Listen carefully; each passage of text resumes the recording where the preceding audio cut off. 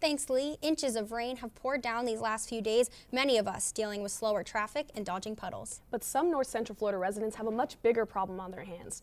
WFT's Andrea Guerrero went out to one neighborhood where front yards are underwater. She joins us now live in the newsroom.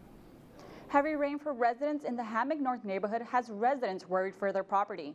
At this point, it's more than just dealing with some wet grounds. Residents in the Hammock North neighborhood in northwest Gainesville all have one thing in common: standing water in their front yards. None of the residents have had water trickle into their home from flooding, but they are getting impatient and fear this could cause some damages to their home. Everyone is having some flooding issues to different degrees depending on where their houses are located.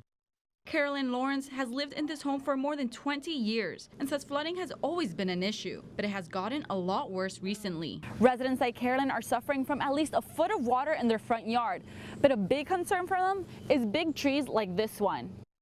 Residents like Cohen and Lawrence have had large trees with soggy root systems fall in their front yard, and with hurricane season approaching, they fear the tree's weak base could lead to them falling on their home. Alachua County Public Works says the flooding is occurring on private roads and property, falling outside their scope. Public Works engineer James Link says home construction and topography are contributing factors. He also says an entry road into San Falasco State Park recently created by the Forest Service could have, at most, added a few additional inches to the problem. So the park, as I discussed with them, was willing to try to remedy any of that blockage that exists, and that could potentially lower the water level in their stormwater pond by, just a very small amount.